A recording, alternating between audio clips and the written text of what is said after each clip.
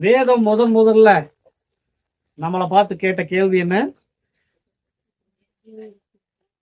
கடவுள் நம்மளை பார்த்து கேட்கிறார், ஆதாமே நீ எங்கே இருக்கிறாய்? நீ எங்கே இருக்கிறாய் என்கிற கேள்விக்கு பரிசுத்த ஆவியானவர் பதில் கொடுக்கிறார்.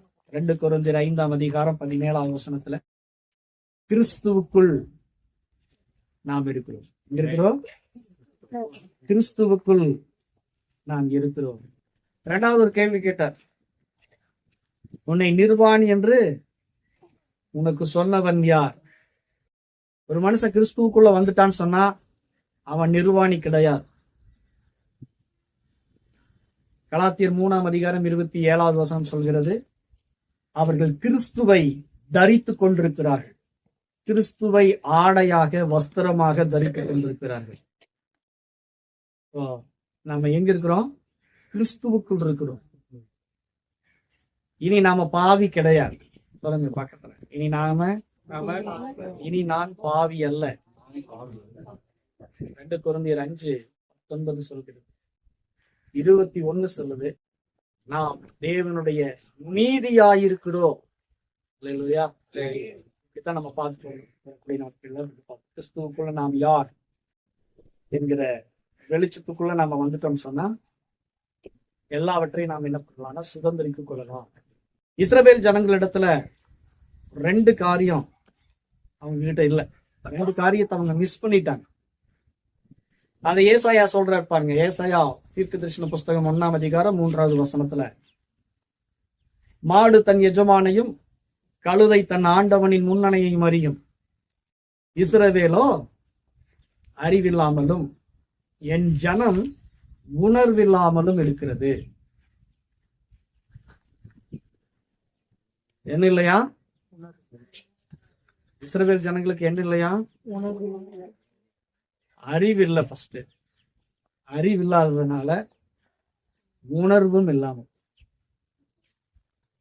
இந்த 2 விஷயத்தை அவங்க மிஸ் பண்ணாங்க பாருங்க. தேவனை அவங்களால புரிஞ்சுக்க முடியல. தேவனை குறித்த ஒரு சிந்தை அவங்களுக்கு இல்லை. கிறிஸ்துவுக்குள்ள இருக்கிறீங்க சிந்தையோடு நீங்க உலகத்துல இல்ல, உன்னதத்தில் இருக்கீங்க. கிறிஸ்துவோடு கூட தேவனுக்குள்ள உங்களுடைய ஜீவன் மறைந்திருக்கிறது. இந்த வெளிச்சத்தோடு இந்த வெளிப்பாட்டோடு நீங்க கிறிஸ்துவுக்குள்ள நாம யார் அப்படிங்கிற வெளிச்சம் தான் நம்மளை வாழ வைக்கும், நம்மளை உயர்த்தும். இந்த பொல்லாத உலகத்திலிருந்து நாம பாதுகாக்கப்படணும்னா இந்த உலகத்தை, இந்த பிசாச, இந்த மாம்சத்தின் கிரிகளை நாம மேற்கொண்டு வெற்றிகரமான ஒரு வாழ்க்கை நம்ம இந்த பூமியில வாழணும், அவருக்காக நம்ம சாதிக்கணும் அப்படின்னு சொன்னா கிறிஸ்துவுக்குள்ள நாம் இருக்கிறோம் என்கிற அறிவோடு கூட இருக்க வேண்டும். எங்க இருக்கிறாங்க? கிறிஸ்துவுக்குள்ள இருக்கிறோம். ஒருவன் கிறிஸ்துவுக்குள் இருந்தான் அவன் புது சிருஷ்டியா இருக்கிறான். பழையவைகள் எல்லாம் ஒளிந்து போயின, எல்லாம் புதிதாயின அப்படிங்கிற மெசேஜ் நாங்க கொடுத்துருக்கோம். கிறிஸ்துவுக்குள்ள புது சிருஷ்டி. அது தொடர்ந்து கேட்குறீங்களா? தொடர்ந்து கேட்டா தான் அப்ப நான் பேசுறது உங்களுக்கு புரியும். பவுல் சொல்றாரு, நான் வீணாக ஓடினதும் வீணாக பிரயாசப்பட்டதும் இல்லை என்கிறதான மகிழ்ச்சி எனக்கு கிடைக்கும். பிலிப்பியரே நீங்கள் ஜீவ வசனத்தை பிடித்துக் கொள்ளுங்கள் அப்படின்னு சொல்றாரு. ஜீவ வசனத்தை நீங்க பிடிச்சிட்டீங்கன்னா எங்க பிரயாசம் வீணாம போகாது. எங்க பிரயாசத்துல பிரயோஜனம் இருக்கு. ஏன் இவ்வளவு பிரயாசப்பட்டு வர்றோம்? இவ்வளவு பிரயாசத்தோடு நாம் இந்தியாவுக்கு வந்திருக்கு அப்படின்னா நீங்க ஜீவ வசனத்தை பிடித்துக் கொள்ள வேண்டும். அதான் முக்கியம். எதோ குடிச்சிட்டு இருக்கான் மனுஷன். பவுல் சொல்றாரு, நான் பட்ட பிரயாசம் எல்லாம் வீணா போகக்கூடாதுன்னா நீங்க நான் சொல்லி கொடுத்தேன் இல்லையா ஜீவ வசனம், வெளிச்சம், அதை நீங்க பிடிச்சிட்டீங்கன்னா இந்த உலகத்துல சுடர்களை போல நீங்கள் பிரகாசிக்கலாம் அப்படின்னு பவுல் சொல்றேன். சரி, ஓகே. தேவனுடைய வார்த்தைக்குள்ள நம்ம போறோம். கிறிஸ்துவுக்குள்ள நாம புது சிருஷ்டியா இருக்கிறோம் மாத்திரமல்ல. ரோமர் 8ஆம் அதிகாரம் 17வது வசனம் சொல்கிறது. வாசிங்க, ரோமர் 8:17. நாம அவருடைய பிள்ளைகளா இருக்கிறதுனால, நாம் பிள்ளைகளானால் சுதந்திரருமாமே. தேவனுடைய சுதந்திரரும் கிறிஸ்துவுக்கு உடன் சுதந்திரருமாமே. அல்லேலூயா. அப்ப தேவனுடைய வாரிசா நீங்க இருக்கிறீங்க, கிறிஸ்துவுக்கு உடன் வாரிசா இருக்கிறீங்க. முதல்ல நீங்க யாரு சொல்லுங்க, உங்க நெஞ்சில கைய வச்சு சொல்லுங்க, நான் தேவனுடைய வாரிசு, நான் தேவனால் பிறந்திருக்கிறேன், தேவனுடைய வித்து எனக்குள் இருக்குது, ஒவ்வொன்றும் தன் தன் ஜாதியின்படியே பிறப்பிக்கும் என்று எழுதியிருக்கிறபடி ஆதியாகமம் 1:11 வாசிக்கிறோம். ஒவ்வொன்றும் தன் தன் ஜாதியின்படியே பிறப்பித்தது, ஒவ்வொன்றும் தன் தன் ஜாதியின்படியே பிறப்பித்தது.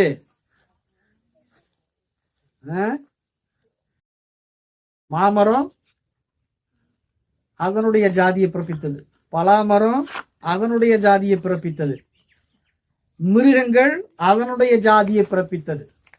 தேவனுடைய ஆசை என்ன? தேவனுடைய ஆசை என்ன? நம்முடைய சாயலாக, நம்முடைய ரூபத்தின்படி மனுஷனை உண்டாக்குவோம். நாம தேவனுடைய ஜாதி, நாம தேவனுடைய ரகம். அவருடைய ஆசை அதுதான். அல்லேலூயா. அப்போ நம்ம தேவனுடைய ஜாதியா இருக்கிறதுனால, தேவனுடைய ரகமா இருக்கிறதுனால, தேவனுக்கு பிறந்ததுனால நாம அவரை போலவே, இயேசுவை போலவே இந்த பூமியில செயல்பட வேண்டும் என்பதுதான் பிதாவுடைய விருப்பம், சித்தம், நோக்கம் எல்லாமே. தேவன் எவர்களை முன்குறித்தாரோ அவர்களை தம்முடைய குமாரனுடைய சாயலுக்கு ஒப்பாயிருப்பதற்கு முன் குறித்திருக்கிறார். அதனாலதான் வசனம் சொல்லுது, நீங்க பிள்ளைகளா இருக்கிறதுனால தேவனுடைய சுதந்திரவாளியா இருக்கிறீர்கள், தேவனுடைய வாரிசா இருக்கிறீங்க. என்ன சொல்ல வர்றாரு? அவரு கூறிய அத்தனையும் உங்களுக்குரிய. சொல்லுங்க, அப்பாவுக்குரிய சொத்தெல்லாம் மகனுக்குரிய. மூத்த பையன் சொல்றான், என்ன சொல்றான்? லூக்கா 15ஆம் அதிகாரத்துல, ஒரு மனுஷனுக்கு 2 குமாரர்கள் இருந்தாங்க. இளையவன் தனக்கு சொத்துல இருந்துக்கு உரிமை இருக்குதுன்னு சொல்லி அப்பா கிட்ட சண்டை போட்டாவது வாங்கிட்டான் பாரு. அவன் பரவாயில்ல, மூத்தவனை விட. இளைவன் என்ன உரிமை பாராட்டான்னு பாருங்க, ஆஸ்தியில் எனக்கு வரும் பங்கு. சொல்லுங்க, ஆஸ்தியில் அவனுக்கு அந்த அறிவு இருந்துச்சு, இந்த ஆஸ்தியில எனக்கு பங்கு இருக்குது, அப்பாவுடைய சுதந்திரத்துல எனக்கு பங்கு இருக்குது, தாத்தாவுடைய சொத்து பத்துல எனக்கு பங்கு இருக்குது, அதுல எனக்கு உரிமை இருக்குது. அந்த உரிமை இருக்குங்கிற அறிவு தான் என்ன பண்ணுச்சுன்னா, அவங்க அப்பா கிட்ட அவனை கேட்க வச்சு அவனை கெட்ட குமாரன் ஆக்கிட்டான். இந்த கதையில ஹீரோ யாருன்னா அப்பாதான் ஹீரோ, கெட்ட குமாரன் இல்ல ஹீரோ. மூத்தவன் என்ன சொல்றான் பாருங்க, மூத்தவன் ஒரு ஸ்டேட்மெண்ட் சொல்றான் பாருங்க அவங்க அப்பா கிட்ட. 29வது வசனமா, 15:29 வாசிங்க. 15:29. நீங்க யாருன்னு தெரிஞ்சாதான் சொத்தை சுதந்திரிச்சுக்க முடியும். நீங்க யாருன்னு தெரியலன்னா அப்புறம் இவன் சொன்ன மாதிரி தான் சொல்லணும். அவன் சொல்றான் பாருங்க 29வது வசனம், அவன் தகப்பனுக்கு பிரதியுத்தரமாக, இதோ இத்தனை வருஷ காலமாய் நான் உமக்கு ஊழியம் செய்து ஒரு காலம் உம்முடைய கற்பனையை மீறாம இருந்தும் என் சிநேகிதரோடு நான் சந்தோஷமா இருக்கும்படி நீர் ஒரு காலம் எனக்கு ஒரு ஆட்டுக்குட்டியாவது கொடுக்கவில்லை. என்ன சொல்றான் மூத்த பையன்? உங்க அப்பா கிட்ட என்ன சொல்றான்னா, அப்பா மகன் அப்படிங்கிற உரிமையில இவன் கேட்கல. சின்ன பையன் பாருங்க, அவன் தகப்பனை நோக்கி ஆஸ்தியில் எனக்கு வரும் பங்கை தர வேண்டும் சொன்னான் பாருங்க. தகப்பனேன்னு சொன்னான் பாருங்க. 12வது வசனம் பாருங்க, அவர்களில் இளையவன் தகப்பனை நோக்கி, தகப்பனே ஆஸ்தியில் எனக்கு வரும் பங்குன்னு சொன்னான். ஆனா மூத்தவன், நான் ஒரு அடிமையை போல, ஸ்லேவ் ஃபார் யூ அப்படி இங்கிலீஷ்ல சொல்லப்பட்டிருக்கு, ஒரு அடிமையை போல உமக்கு என்ன பண்றேன், வேலை செய்யற. அப்ப அப்பாவை பார்க்கலாமே, எப்படி பார்க்கிறான்? எஜமான், இவன் ஒரு அடிமை, ஒரு வேலைக்காரனை போலதான் தன்னை பார்க்கிறான். என்ன சொல்றான்? நான் என்ன செஞ்சேன்? உமக்கு ஊழியம் செய்தேன். இத்தனை வருஷ காலமா நான் இருக்கிறேன், ஊழியம் செஞ்சிருக்கிறேன், கற்பனை என்ன பண்ணல, மீறல. ஆனா நீங்க என்ன பண்ணலீங்க, எனக்கு ஒரு ஆட்டுக்குட்டி கூட, என் நண்பர்களோடு கூட போய் நான் சந்தோஷமா என்ஜாய் பண்றதுக்கு ஒரு ஆட்டுக்குட்டி கூட, ஒரு பார்ட்டி வைக்கிறதுக்கு கூட நீங்க என்ன பண்ணல, கொடுக்கல அப்படின்னு சொல்ற. உறவு பாருங்க, சின்ன பையனுடைய உறவு அப்பா மகங்கிற உறவுல பேசிட்டு இருக்கான். பெரிய பையனுடைய உறவு அவர் எஜமான் மாதிரி, இவன் அடிமை மாதிரியும் பேசிட்டு இருக்கிறான். எப்படி பேசுறீங்க உங்க அப்பா கிட்ட? மூத்த குமாரன் எல்லாமே, மூத்த பசங்க எல்லாருமே யாரை காட்டுறாங்கன்னா பழைய உடன்படிக்கையில் இருக்கிறவங்கள காட்டுறாங்க. அல்லேலூயா சொல்லுங்க.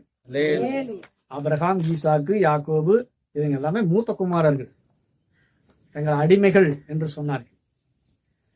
அவங்க நொந்துட்டாங்க அப்பாவை.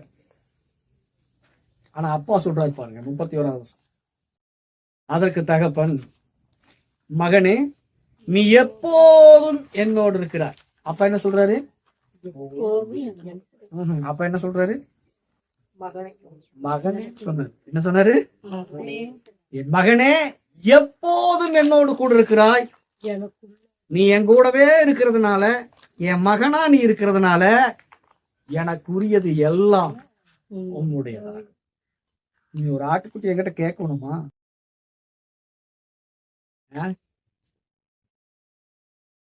கஜானாவுடைய சாவிய உங்கையில தான் நடா இருக்குது, என்னைய கேட்டு இருக்க அப்படிங்கிற மாதிரி பேசுற. எனக்குள்ளதெல்லாம் உன்னுடையது. எப்பன்னா நீ மகன் அப்படிங்கிற இந்த சன்ஷிப்ல இருந்தீங்கன்னா, என்ன சிப்பு? ஃப்ரெண்ட்ஷிப்புக்காக ஒரு ஆட்டுக்குட்டி கேட்ட நல்லது. ஆனா நீ சன்ஷிப்ல இருந்திருந்தேன்னு வச்சுக்கோ, என்ன கேட்கணுங்கிறதே இல்லை, எனக்குரியதெல்லாம் உன்னுடையதாய் மாறும். இந்த வெளிச்செல்ல பாருங்க. அப்பா என்ன சொல்றாரு? எனக்குரியது எல்லாம் உனக்குரியது. சொல்லுங்க, எனக்குரியதெல்லாம் உனக்குரியது. பிதா என்ன சொல்றாரு? எனக்குரியதெல்லாம் உனக்குரியதுன்னு சொல்றாரு. சொந்த குமாரன் என்று பாராமல் அவரையே நமக்காக கொடுத்தவர், அவரோடு கூட மற்றெல்லாவற்றையும் அருளாது இருப்பது எப்படி? அப்ப கிறிஸ்துவுக்கு தேவனுடைய சுதந்திரவாளியா நாம் இருக்கிறோம். இதை நல்லா மனசுல வச்சுக்கோங்க. தேவனுடைய சுதந்திரவாளியா நாம் இருக்கிறோம். தேவனுடைய சுதந்திரம் என்ன? நீங்க அவருக்கு பிள்ளையா இருக்கிறதுனால அவருடைய சுபாவத்துக்கு நீங்க பங்காளிகளா இருக்கிறீங்களா? 2 பேதுரு 1:4 வசனம். இச்சையினால் உலகத்தில் உண்டான கேட்டுக்கு தப்பி அவருடைய திவ்ய சுபாவத்துக்கு பங்குள்ளவர்களாகும் பொருட்டு மகா மேன்மையான அருமையான வாக்கு தத்தங்கள் இவைகளினால் நமக்கு கொடுக்கப்பட்டிருக்கிறது. சொத்து என்ன? அவருடைய வாக்கு தத்தங்கள் தான் நமக்கு சொத்து, உயில். அவருடைய உயில்ல என்ன சொல்லப்பட்டிருக்குது? நாம் அவருக்கு பிறந்ததுனால, நாம் அவருடைய பிள்ளையா இருக்கிறதுனால அவருடைய ஒட்டுமொத்த சுபாவமும் நமக்குள்ள ஆட்டோமேட்டிக்கா இருக்கு. அல்லேலூயா.